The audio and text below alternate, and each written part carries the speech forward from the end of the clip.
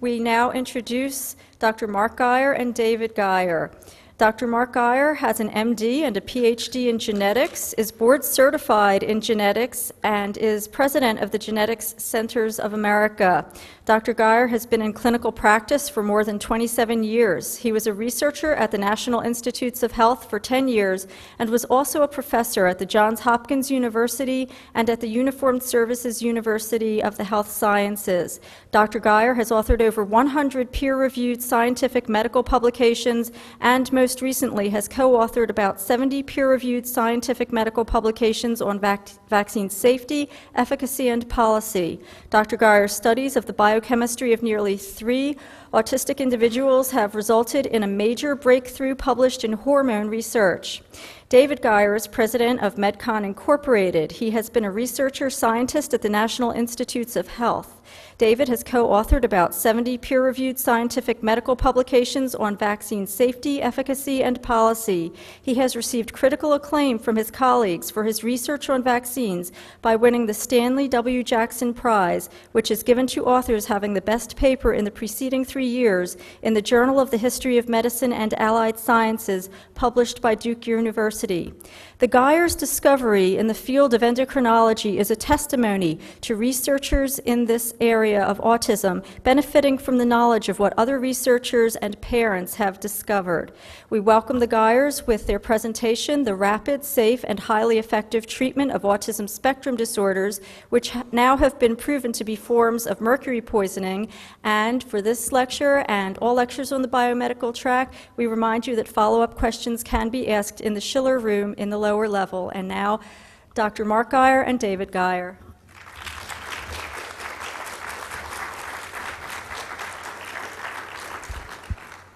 Hello, thanks for having us. Thanks for coming. And thanks to those who are patients who are here. I see a bunch of moms and children that we know very well. Today's presentation is really going to be kind of unique for us. We've initially started presenting in our talks a lot about how mercury causes autism, and then we sort of have shifted over to talk a lot about treatment. In this one, we're going to try to integrate both of them to both talk about causation as well as treatment of autistic children. Start off with just summarizing something that I'm sure everybody in this room can appreciate, but autism has become a true epidemic in this country. This is from the CDC and American Academy of Pediatrics, and it's now actually a couple years out of date. But as you can see, autism is a disorder now that is very prevalent among American children. 1 in 166 with autism spectrum disorder. CDC in the last year or so has revised that up to 1 in 150. The reality is probably at the peak it was 1 in 40 or 1 in 50 children. And of course, it's not just autism that's facing and rocking this country, it's neurodevelopmental disorders, which according to this number, 1 in 6, that includes autism plus attention deficit and other kinds of neurodevelopmental conditions. And that number probably at the peak was more like 1 in 3. And of course, this is what autism is. Autism really is a kind of behavioral disorder. It involves social relatedness, communication, and behavioral issues. And the reason I emphasize this here about what exactly is autism, it's very important to understand the component parts of autism and how treatments, while having a global effect, meaning that the children end up being less and less autistic if they're doing better, what you're trying to target is sort of each of these areas to try to make communication better, to try to make social relatedness better. In addition, there's also other comorbid conditions in autism. Fair number, I'd say probably 40–50%, have GI problems, mental retardation can be present. And then the last point here about autism affecting males far more than females is very important as well, both for treating the disorder and understanding what causes it. Whatever explains autism, it really needs to take into account males versus females. And just to show you, great epidemic, autism was first described by Leo Kanner in 1943 among children born in the early 1930s. And the real epidemic charts from the mid-1980s into the 90s and beyond, when autism went from a disorder affecting less than 1 in 1,000 children to now up to 1 in 150. And this just graphically shows from U.S. Department of Education what's happened. There's been an unbridled increase by, this is 805%, but that was several years ago. It's now well over 1,000, approaching 2,000% increase over the last 10, 15 years. What we believe is one of the major causes to autism is thimerosal and mercury. Thimerosal, which in this particular slide here, this is actually our bottle of thimerosal that we've purchased. It's the movie star in our family. What thimerosal contains is ethyl mercury. Methyl mercury is what's in the fish. Thimerosal contains 50% mercury by weight. And historically, it was added to some vaccines, other biologic products, and other pharmaceuticals, supposedly to prevent bacterial and fungal contamination, meaning that if you have a multi-dose vial, you get some bacteria on the needle, you stick it in, it's contaminated, the thimerosal was supposed to kill it. Doesn't do it very well, by the way. Doesn't do it, yeah, hardly at all from what we've seen. Yeah. And supposedly the modern controversy about thimerosal was begun in 1999 when the FDA simply added up how much mercury, and they found it was over some safety guidelines for methyl mercury exposure. And just to show you that basically everything I just told you has at best a sort of a half-truth about thimerosal. This is from one of our internal documents from the FDA. We worked with Congress for several years, so we have a lot of their internal documents. And as far as problems with thimerosal, the person who analyzed it was, her name was Leslie Ball at the FDA, and she's listed here at the bottom of this email. Leslie Ball is an FDA pediatrician, of all people, who was left to try to figure out how much mercury was in the vaccines. And what she's doing here is corresponding with her colleagues at the FDA, and she ran into a little problem when she started doing her analysis of thimerosal. Problem is there were 7,000 reports that mentioned thimerosal as a problem, as an adverse reaction. This was just from vaccines in immune globulin. And as you can tell from their plan, this is typical of what FDA does. Well, can't look at all 7,000, so let's go with 1 in every 100th report to try to figure out what's wrong with thimerosal.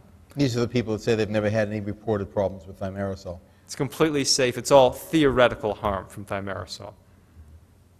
Where does the poison come from in thimerosal? As I mentioned, it was in vaccines. It was also in RhoGAM. RHO immune globulin RhoGAM was routinely given to Rh-negative women at 28 weeks gestation. That began in the late 80s, early 90s. Each one of those shots had mercury in them, between 10.5 to, in some cases, more than 40 micrograms of mercury per shot. And then on top of this was given the childhood vaccine schedule, which in the 90s exposed children to 200 to 300 micrograms of mercury. And I'm one of the guilty people who gave RhoGAM because I do amniocentesis and genetic counseling, and I never knew that RhoGAM had mercury in it. And we've just now recently, I guess it didn't make the slides because it came out a couple days ago, we've now published a paper, interestingly enough, in a journal that's the Journal for Perinatology and OBGYN of a number of countries, not the U.S., but Europe and Japan.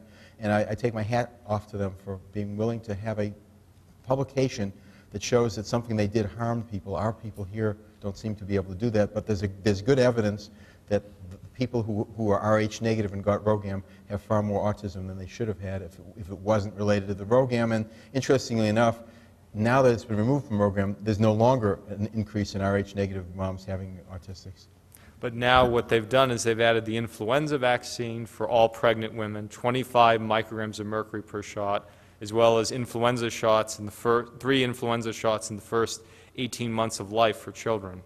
And they have this new wonderful bird flu that's coming out. It's not going to have 25 micrograms. It's going to have about 50, and you're supposed to take 2 1 month after the next. So you're going to get 100 micrograms. They're going to make sure that we don't get away from this phenomenon.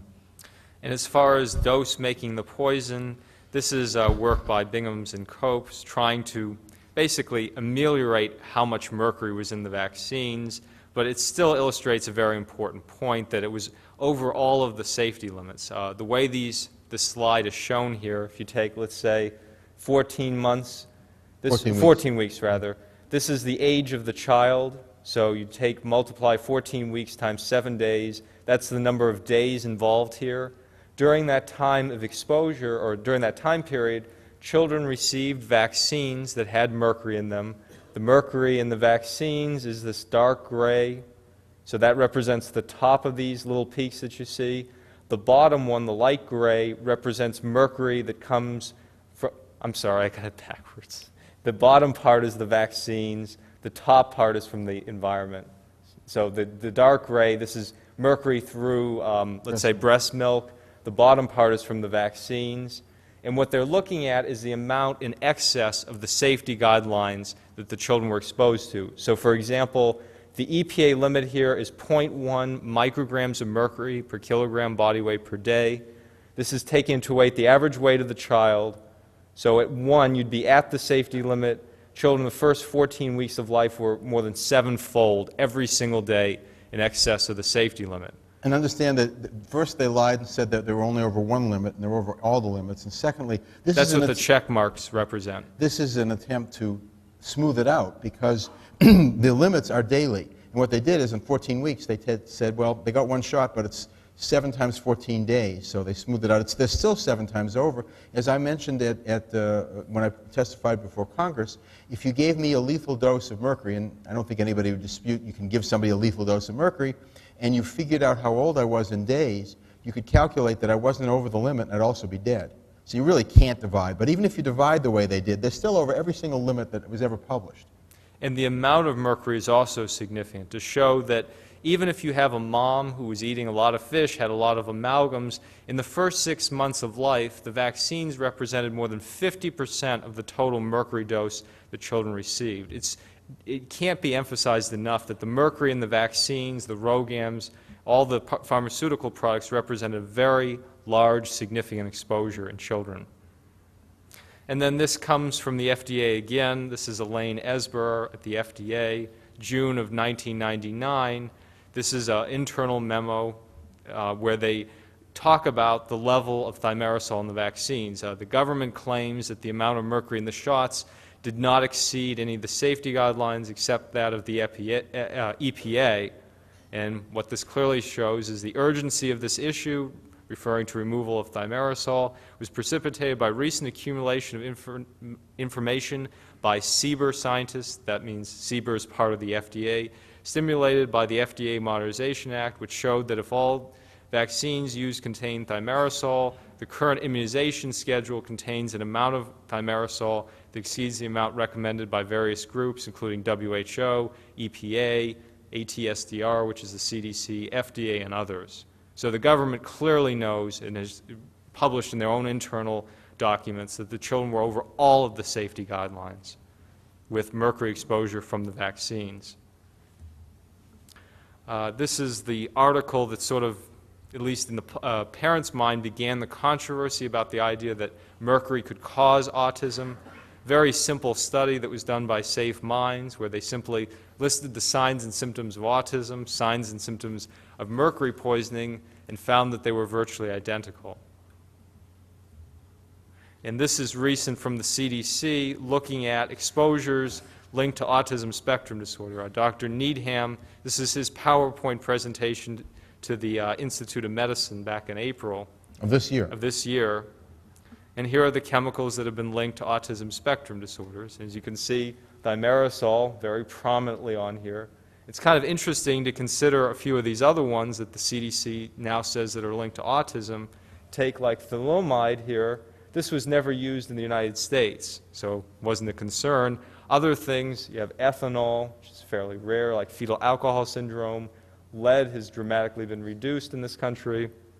Valproic acid, which is related to seizure meds. Of all of these, the main one that all of our children were exposed to is thimerosal. And now we have the CDC acknowledging that that's among the chemicals linked to autistic disorders. And they have no trouble at the same time out of the other side of their mouth saying that there's no linkage whatsoever and they don't even know what we're talking about and there are no studies. They have this amazing ability to do this. And as far as increased mercury exposure in autistic disorders, this is a quick summary of some of our work, some of what others have published. This is one of our studies from the International Journal of Toxicology a couple years back. And what we've done in our studies is to evaluate children receiving thimerosal-containing versus thimerosal-free vaccines. And we analyzed a database called the Vaccine Adverse Event Reporting System, or VAERS database. And so what this particular chart is showing is looking at the odds ratio. This is like a relative risk, or just a risk, of developing various conditions with additional doses of thimerosal from vaccines.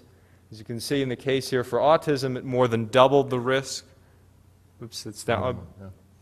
Autism just about doubled the risk with additional exposure to thimerosal, as well as these other neurodevelopmental kind of impairments being linked with thimerosal exposure. And these are all underestimates because all the kids in our study got thimerosal. Some of them got additional thimerosal, so it's some versus more.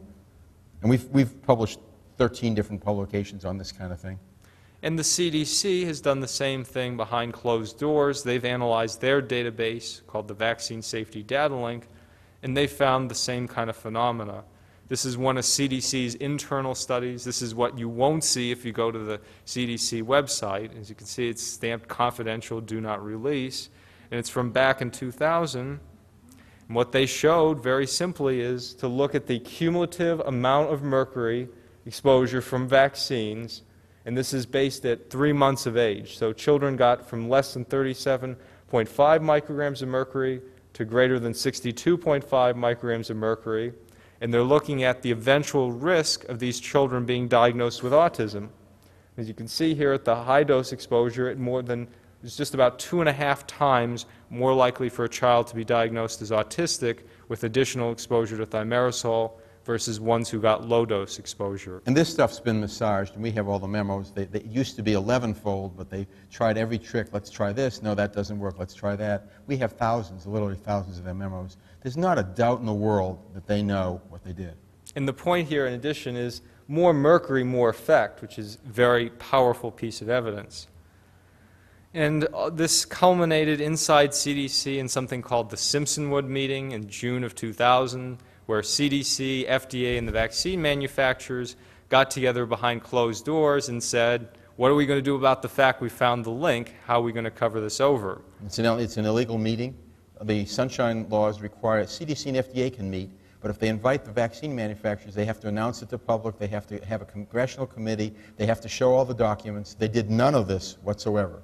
But what they did find, for those of us who are lucky enough to see this, is that the more mercury the children got, the more neurodevelopmental problems they had. And this is a copy of the abstract from an entire study that was written up, ready for publication by the CDC, showing, and I've highlighted them here in red, cumulative exposure. We're looking at cumulative exposure to thimerosal by 2 months of age and the risk of developing unspecified developmental delay, meaning that the more mercury in the shots, the more risk of that outcome. Same kind of phenomena for tics, attention deficit disorder, language and speech delays, neurodevelopmental delays in general. This is very, very powerful evidence showing a significant relationship, and as it says down here in their own conclusion, this analysis suggests in our study population the risk of tics, ADD, language and speech delays, developmental delays in general, may be increased by exposure to mercury from thimerosal-containing vaccines during the first 6 months of life. It looks almost like one of our papers. The only difference is they never published it. They were held up. Their clearance never cleared. And then at the actual meeting, here are some comments from the official transcript, which we've obtained, or others have obtained under the Freedom of Information Act. First thing is, this truly was a secret meeting. Dr. Roger Bernier is formerly of the CDC. He says right on the transcript, we've asked you to keep this information confidential. So we're asking people who have done a great job protecting this information up until now to continue to do that. By the way, if you're going to hold an illegal meeting and do this kind of thing, don't keep a transcript. Dr. Johnston, who was later to serve on the IOM panel that said that there was no relationship between thimerosal and autism, when he saw the evidence I just showed you, said that I've seen enough that I want my own granddaughter-in-law to receive, or I mean my own grandson to receive a thimerosal-containing vaccine. Free, yeah. Not to maintain, yeah. He wanted to receive only thimerosal-free vaccines for his grandson. Dr. Weil, in response to the discussion about playing with the data, the number of dose-related, meaning the more mercury, more effect, relationships are linear and statistically significant. You can play with this all you want. They are linear, they're statistically significant. And then he goes on to describe here, it's what you'd expect based on all the other tox data we have on mercury. And so he concludes by saying that I think you can't accept this as out of the ordinary. It isn't. Dr. Brent's famous comment here, medical lethal findings in this study are horrendous, so we're in a bad position from the standpoint of defending lawsuits. If they were initiated, I'm concerned. And I want to point out an interesting thing here. These are our government employees. No one is suing them. The potential is to sue the companies. He acts like he's protecting the company. He acts like he works for the companies. They took an oath, and we paid them to protect us from them. I understand that companies need to make money for their shareholders, so we set up the FDA and the CDC to make sure that while they made money, we were protected. These guys think that they're worried about the lawsuits against the companies. Nowhere are they worried about what they did to the children. They don't work for them. They work for the companies. They don't work for us, and they need to be replaced. And by the way, most of them have been, or a lot of them have been. And Dr. Clements, I always read this when we give our talks. He is the most evil man I have ever seen. He's from WHO, and just read what he says. I'm really concerned that we've taken off like a boat going down one-armed grove of the mango swamp at high speed, when in fact there was not enough discussion really early on about which way the boat should go. And I really do want to risk offending everyone in the room by saying that perhaps this study should not have been done at all, because the outcome of it to some extent could have been predicted. And we've now all reached this point where we're left hanging. I know how we handle it from here is extremely problematic. But nonetheless, we know from many experiences in history that the pure scientist has done research because of pure science, but the pure science has resulted in splitting the atom or some other process which is completely beyond the power of the scientists who did the research to control it. And what we have here is people who have, for the very best reason in the world, pursued a direction of research. But there is now the point at which the research results have to be handled. And even if this committee decides there is no association and that information gets out, the work that has been done, and through the freedom of information that will be taken by others and will be used in ways beyond the control of this group. And I'm very concerned about that, as I suspect it's already too late to do anything regardless of any professional body and what they say. There's a lot in this. He knew that thimerosal caused the problem before they did the study, and there's lots of literature why he should have known it. He never wanted it done. And now that it was done, he's worried that we're all going to find out that they knew. And we did find out, and interestingly, they're still doing it.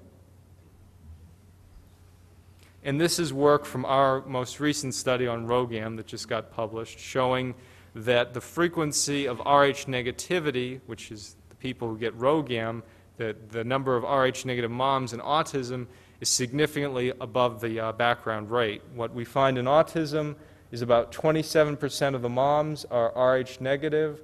General population matched for their race is about 12.6%, so it's about 2.5 times more likely for Rh negative moms to have autistic children than would be expected from the general population. Notice it's published in the Journal of Maternal Fetal Neonatal Medicine. My hat's off to them to allow that to be said when they're the ones that gave the vaccines.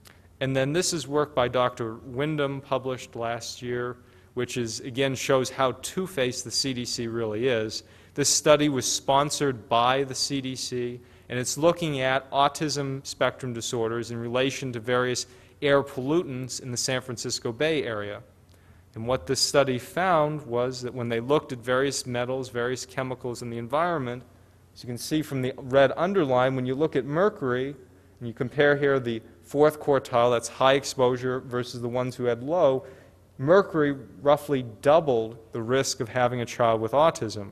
When you look at many of these other results, they have very small relative risks, and they're not statistically significant, meaning you can't tell whether there is or isn't an effect there. So among all these different chemicals, mercury was the single biggest risk factor for having a child with autism. And this has been done in several other cities, and the result is the same. More mercury, the more autism.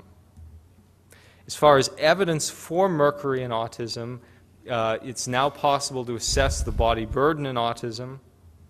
The first study that really did that was one we co-authored with Jeff Bradstreet, in which we did, and Dr. Adams from Arizona State University, was to look at the level of mercury in the urine following DMSA therapy. And the idea was to take 221 autistics, 18 controls who were normal, chelate them with DMSA for 3 days, and then look to see how much heavy metal was in both of the two groups. So the idea is to give a chelator which will bind it and allow it to be excreted from the body.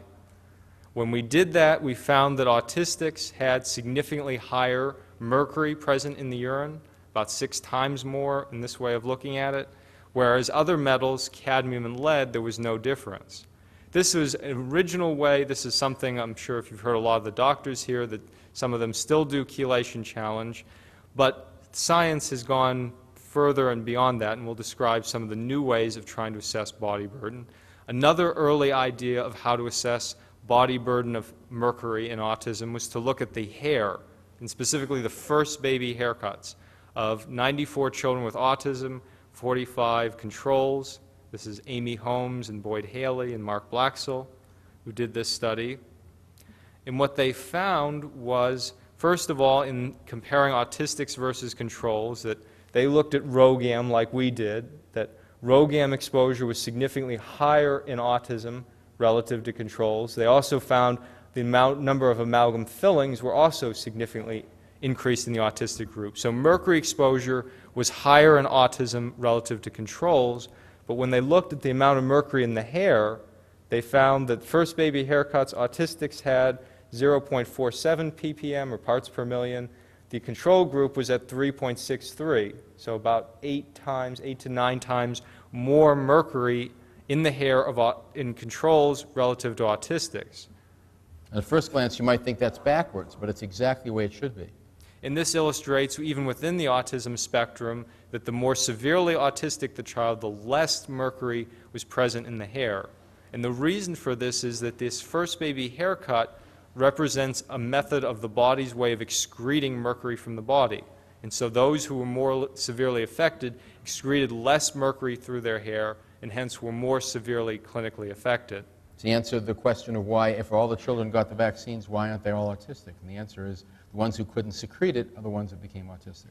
Now moving to porphyrins, Dr. Natauf from Laboratoire Philippe Auguste in Paris, France, Dr. Richard Lath from England, were the first that exposed us to the use of porphyrin testing in autism. And this is really the linchpin. I recommend everybody here must have a urinary porphyrin test done on their child. This test will once and for all tell you, is your child mercury toxic or not? This is the test that the CDC cannot survive. Any doctor, any congressman, any public health person who is at all honest, who is interested in this issue, can simply get a urine. It's non-invasive because it's a urine. It costs less than $100. You send it, and if you don't think mercury had anything to do with it, you will find that about 85% of these people are mercury toxic. Not 100%. You will find some non-autistics that are mercury toxic. I didn't say there isn't mercury toxicity around us. And you will find a few autistics that are not mercury toxic.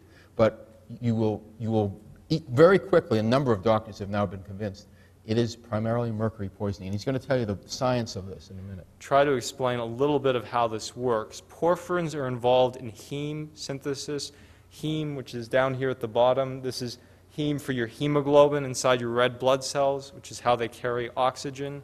The specific ones of interest here are these urinary porphyrins. That's what you can measure in a urine sample and do the testing through France or through US laboratories. And so it's from uroporphyrin here through coproporphyrin down here. This is what comes out in the urine. And what happens is, it shows you here on the chart, metals will inhibit the pathway. And specifically, where it says metal inhibition here and here, that represents where mercury will inhibit the pathway. So in mercury poisoning, what you see is elevated pentacarboxyporphyrin, precoproporphyrin, and coproporphyrin. These three are the mercury-specific ones. And it's a specific pattern. It's not porphyria. There's a genetic condition, I'm a geneticist, where you have high porphyrins. These kids have specific porphyrins, and these porphyrins are specific for mercury, and there are around 30 peer-reviewed NIH-sponsored studies going all the way back to the 60s that say that you can measure these three things, and it'll tell you the body burden of mercury in humans, animals, anything you want. It had just never been applied to autistics before because it wasn't suggested. They didn't know it had to do with mercury. And so it's hard to deny that this is a solid test, and in fact it's available at local LabCorp. And this is what the results look like. They do something called thin layer chromatography, which involves running the urine on a gel, and you get peaks that represent the different porphyrins here. So starting all the way on the left, this here is uroporphyrin. The one all the way here on the right is the coproporphyrin. You have the intermediate metabolites in there. And then they've been labeled here to show you which ones are elevated with different chemicals. So for example, the mercury pattern, as I said, here's pentacarboxyporphyrin, precoproporphyrin, and coproporphyrin. These three will be elevated in mercury poisoning. By contrast, if aluminum or arsenic are involved, it's uroporphyrin and heptacarboxyporphyrin. Lead produces just an elevation of coproporphyrin. This is so specific. Let me try to give you a picture of this. If you've ever seen a hemoglobin molecule, it's a huge molecule with a bunch of carbons and nitrogens and oxygens. And in the middle is this little teeny iron. And that big molecule holds the iron so that we can bring oxygen to our body. You take the iron out, the whole thing falls apart. The precoproporphyrin, the peak right there, contains a mercury. If it doesn't have mercury, it'll fall apart. So when you find that, it can be nothing else but mercury. That doesn't normally exist in nature. Absent mercury, it will not be there. There's no question that's mercury poisoning. As I said, there are 30 or so papers that say that. And what Nataf showed that's so exquisitely impressive here is to compare porphyrins here across the spectrum. And what he looks at is something called porphyrin pattern. We're really looking at a porphyrin pattern here. So if we look at these graphs, what he's done here is taken controls and made them, by definition, all of their porphyrins are equal to 1. Now everybody else is a ratio, their level relative to the controls. So if we take the precoproporphyrin, which is this peak here all the way on the right each time, we have Asperger's, PDD-NOS, autism, autism plus epilepsy. So very mild to very severe autistics. Precoproporphyrin starts off around 1. Here in Asperger's, PDD-NOS, it's now about 1.5. Autism proper, about 2.5. Autism plus epilepsy, now almost up to 3-fold. The more severely affected the child, on average, the higher the levels of the mercury-specific porphyrins. By contrast, if you look here, let's take uroporphyrin, which is this dark gray. So here is Asperger's, PDD-NOS, autism, autism plus epilepsy, virtually no difference at all. It's not porphyria, meaning general porphyrins in the urine. It's a mercury-specific pattern. More severely affected the child, the greater the level of those porphyrins. So it's a biological kind of effect. In addition, we saw that and we went off and did our study, published in Neurotoxicity Research at the end of last year, using LabCorp testing. So this is available, virtually all the insurance companies in the U.S. will pay for LabCorp. It's one of the biggest labs in the country.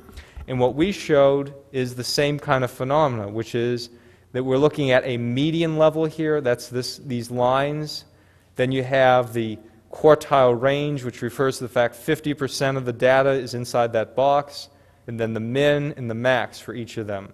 So looking at autism here for coproporphyrin, here's full syndrome autism, non-chelated, autism spectrum non-chelated, slightly less, PDD and Asperger's combined, less still, autism spectrum chelated, less still, and here are siblings, brothers and sisters of autistic controls. So the take-home, and also the French found that not only is it mercury, but if you remove the mercury by chelation, the pattern goes away. So you can use it to monitor your chelation. This is how chelation should be monitored. I mean, you can do your urine toxic metals and find some metals coming out, but if you want to know what's left in the body, this is the way to do it. And as far as the basis for high metals in the body, it relates to glutathione. Glutathione, I'm sure you've all heard it many, many times, is just the linchpin in autism. And this is the pathway that makes glutathione. I'm sure you've seen this many times too. This is the methionine cycle up here at the top, branches off into transsulfuration, which gets you glutathione. Over here is the folate cycle. And all the biggies are here. Dr. Deeth, I know, spoke before us. Here's his methionine synthase, your MTHFR gene involved here. All of the major players, methyltransferases, they're all involved here. they all get to this ultimate product of glutathione. A brief comment, glutathione is so important because mercury is a very unique poison. There are many poisons that are very, very poisonous. Mercury is very, very poisonous, less than 1 part per billion. But mercury is unique among all of them because most poisons are complex molecules like benzene. And the way you protect is you metabolize the benzene into carbons and oxygens, which are harmless, and you can also eliminate them. With mercury, you can't metabolize it because the mercury element is toxic. It's the only element like that that naturally occurs. There's some weird radioactive ones. And the implication for this is, first, in order to defend against mercury, there's only one defense, and that is to eliminate it. And the second one is, if you think about it, think about a neuron, a brain cell that has a mercury in it. And it's sitting there, and slowly the neuron is killed by the mercury. Okay, big deal. What happens to the mercury? It's not destroyed. It can't be destroyed unless you have a nuclear furnace. So now it goes to the next neuron, and it kills it. And what happens after that? It goes to the next neuron. In fact, it's going to do that for the rest of your life unless somehow you can get rid of it. And you may not be able to get rid of it. There's no poison like that on this planet. As this graph shows, glutathione secretion is directly related to the ability of the body to eliminate mercury. And of course, autistics have a major problem with glutathione. This is Jill James's first study. She's done additional ones. And when you look at glutathione, that's the TGSH, which is underlined in red. It's the total glutathione level is roughly 50% reduced in autistic children relative to controls. And furthermore, what little glutathione autistics have is primarily oxidized. When glutathione is present in the body and it binds to mercury, it becomes oxidized. So oxidized glutathione is too prevalent, total glutathione is too low, hence glutathione metabolism is very off in autism. And this directly relates to the ability of a neuron to survive mercury challenge. And this is showing you how glutathione is made in the liver, and through a series of complicated steps, it's eventually cysteine that feeds into a neuron that allows the neuron to make glutathione. So cysteine is what you need outside the neuron to allow it to make glutathione. If you just put glutathione around a neuron, it's not going to get into the cell very well. And that may be a problem with a lot of the glutathione treatments that are out there. To show you molecularly, this explains how thimerosal and mercury, I believe, caused autism and the neuronal damage associated with it. And what this is showing, go through panel by panel here. On the left-hand panel is looking at the viability of neuroblastoma. So these are neurons in tissue culture with increasing doses of thimerosal, and this is within hours, kills a significant number of the neurons. That's old, and lots of studies on that. Then the second question that was asked and answered here is related to glutathione levels inside the cell. So control neuron, expose the neuron to thimerosal, deplete out the glutathione. Mercury will bind up the glutathione, as I said. Added thimerosal plus this NAC, N-acetylcysteine or cysteine precursor, and now all of a sudden the glutathione level is higher than before because the cysteine is feeding into the cell to allow it to be able to make a glutathione response. And then down here at the bottom is the million-dollar question, well, how does that relate to neuronal viability? And that's what's answered here. So you take your control neuron, expose them to thimerosal, and you get substantial killing. Thimerosal plus the NAC, thimerosal plus glutathione significantly protects the neuron from being killed by the mercury exposure. So glutathione and cysteine are crucial for the neurons to be able to survive a mercury challenge. Autistics don't have adequate levels of cysteine and glutathione. Hence, they're genetically susceptible to mercury poisoning. Now, to answer a second question, I mentioned way back at the beginning, male to female part of autism is very crucial to understand. What we just talked about is a 30 or 50% reduction. That can't explain why 5-to-1 male to female ratio in autism. But we believe that testosterone does. Turns out that mercury and testosterone interact. And this is Dr. Boyd Haley's work. You've probably seen this. He's presented this many times. And what he showed that's so remarkable in this slide is that if you take neurons in tissue culture, this is over a 24-hour period, here are control neurons, the open circles, very healthy. You expose them to thimerosal at low level over a period of 24 hours. Blackened in circles show significant killing by thimerosal. When they took that same level of thimerosal plus testosterone, in a matter of minutes, there was killing. The mercury plus estrogen was protective.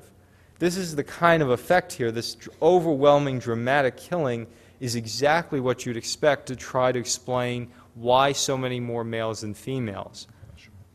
Right? And looking in animal models, the same kind of thing has been seen with high-dose exposure to mercury. Looking in, this is in rats, at high-dose exposure, males and females' neurons are equally damaged. At lower dose exposure, females do much better than males. The same kind of phenomena has been shown in human poisonings with mercury. Which leads us into, well, if testosterone and androgens play a big role in autism, can we understand how to potentially use that as a treatment modality for autism? And one of the first ways to look at this, well, what about testosterone levels in autism? This is work by Dr. Baron Cohen looking at finger length ratio, comparing the second versus the fourth digit, which is known to be associated with testosterone and estrogen levels in amniotic fluid. So this is looking at prenatal levels of those substances. And what he showed that's so remarkable here is that if you take the first column, what he calls sample 1, that's not the number of children, but it's just the particular sample he's looking at. So here are autistic children down towards higher testosterone, lower estrogen, relative to non-autistic controls who have lower testosterone and higher estrogen. So autism is associated with low estrogen and high testosterone. Within the autism spectrum itself, here are the Asperger's kids versus autistics minus the Asperger's. So, in other words, mild autistics versus more severely autistic. The more severely autistic, the higher the testosterone. Then within the families of autistics, here are their siblings of autistics versus siblings and families that don't have autism, fathers, mothers, mothers. The first thing you come away with is, well, testosterone causes autism. Well, it's not quite true, and Baron Cohen's own slide here proves that. Here are the autistic children, here are their fathers. And I know a lot of the fathers of autistic children are pretty weird, but I don't think that too many of them are autistic. What it is that families who have the high testosterone here, these 3 points, they're the ones who have children who are at risk for developing autism. It's testosterone plus the mercury that causes the autism. And looking at the actual biochemistry here, we've zoomed in here on androgens. DHEA is the first androgen. DHEA can go downstream here towards testosterone, or DHEA can be made into DHEA sulfate. And the big error here is intentionally done because most DHEA is made into DHEA sulfate under normal conditions.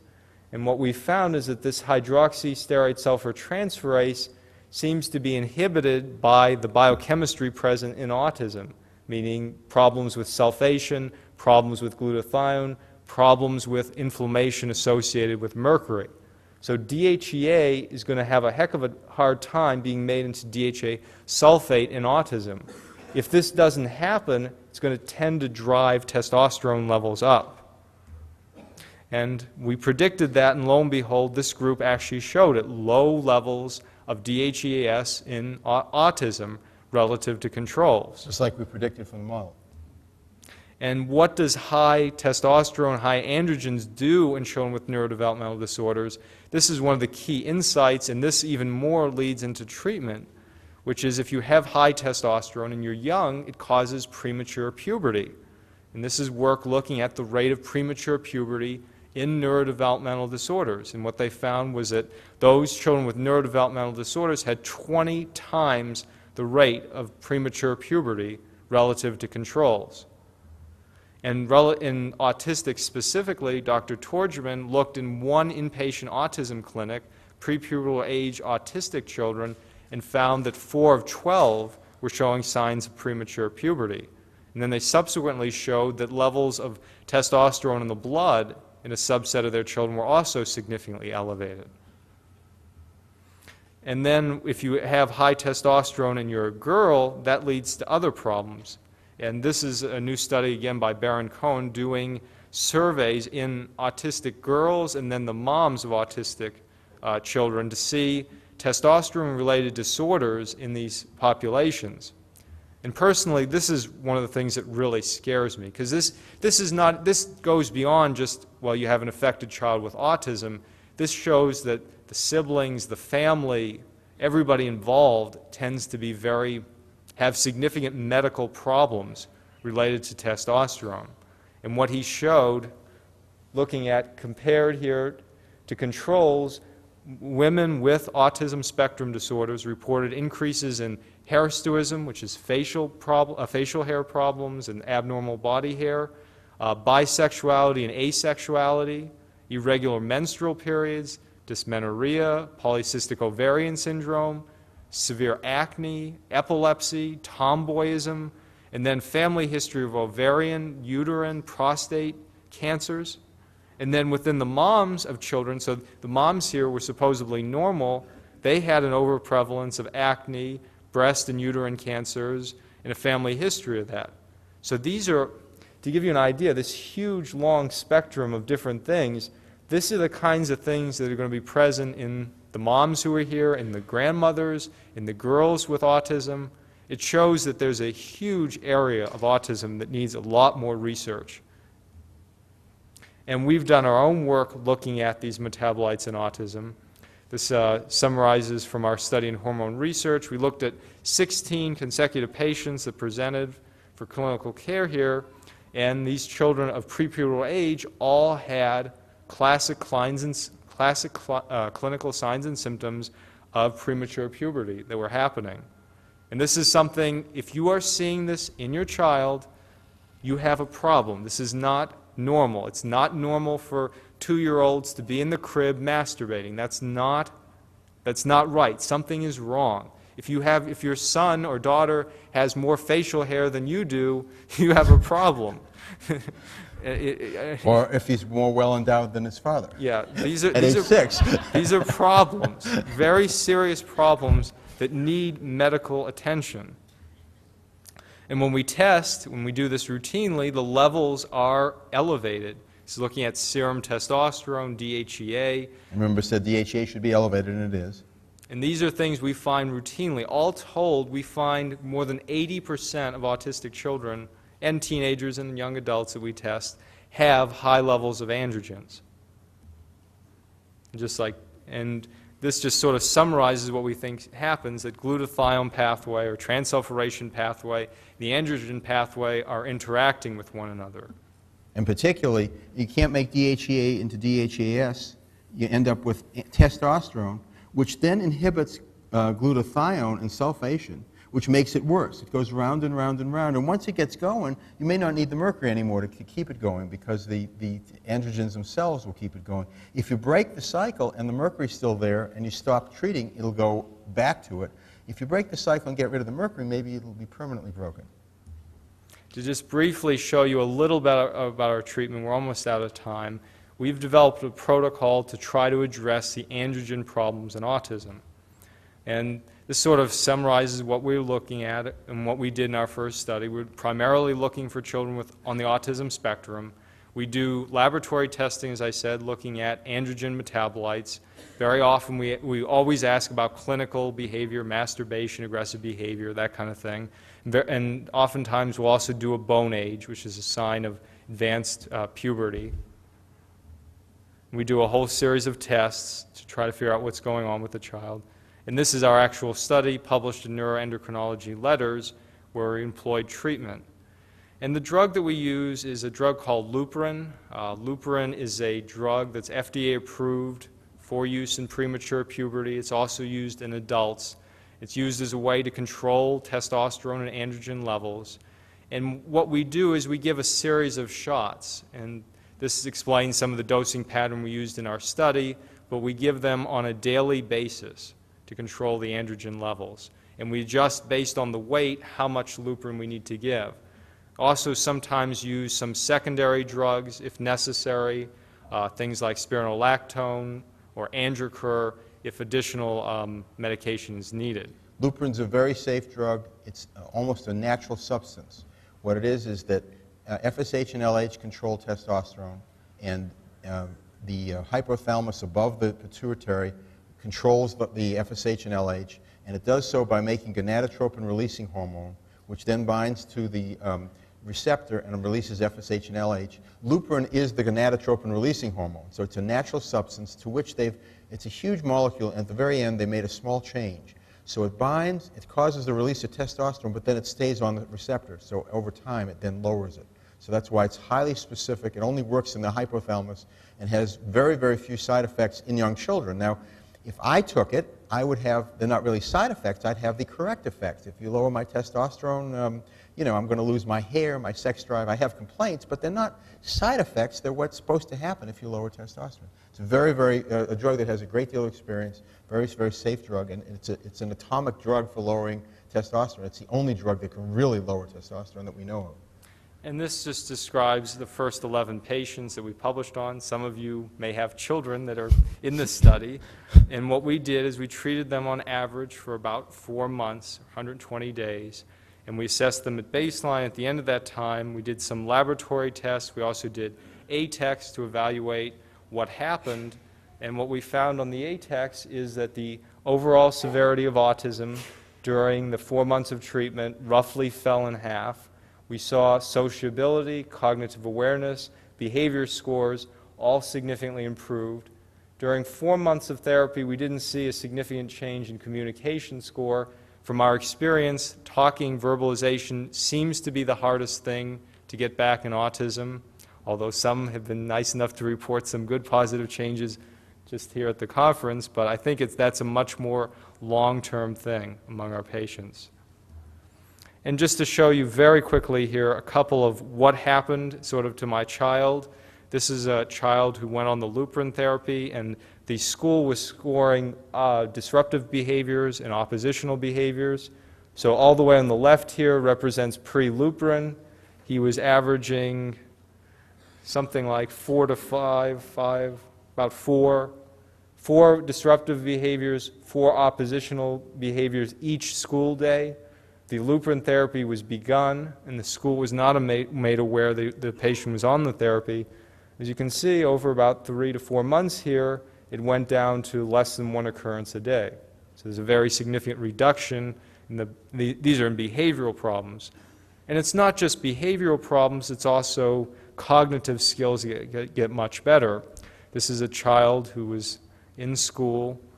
We began the Luprin therapy. So for the fourth reporting quarter prior to the Luprin therapy, this child had 0 skills mastered. The treatment was initiated.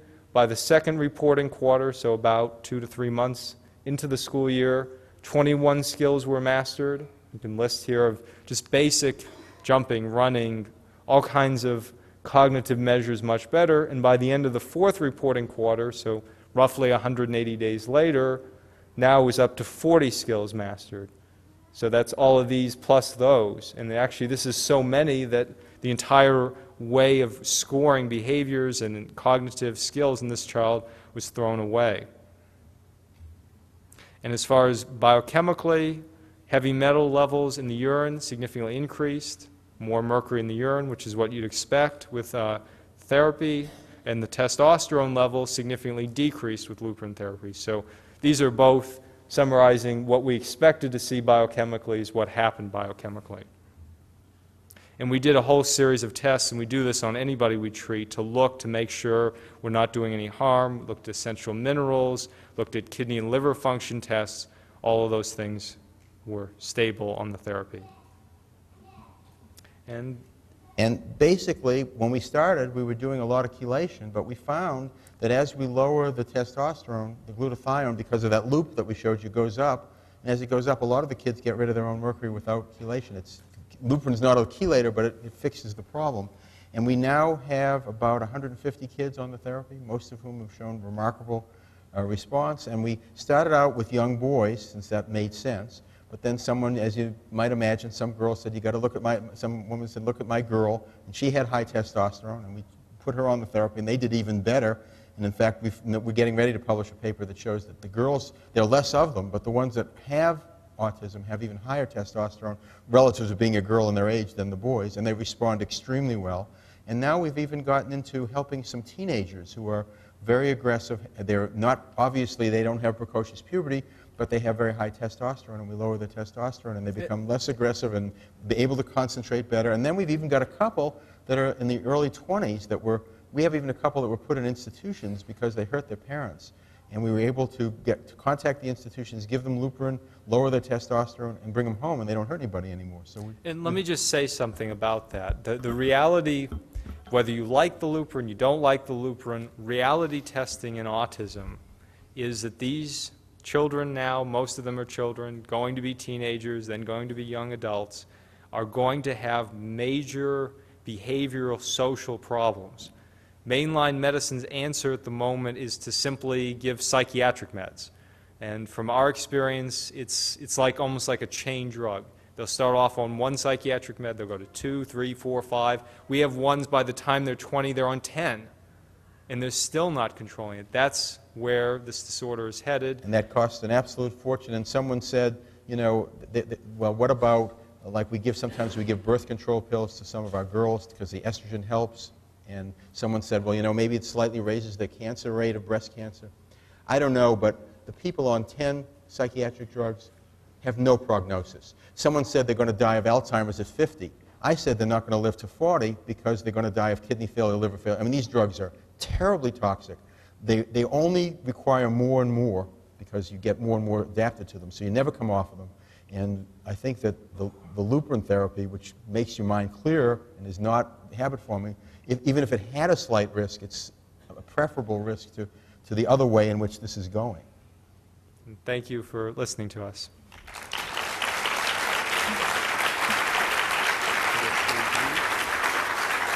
Do we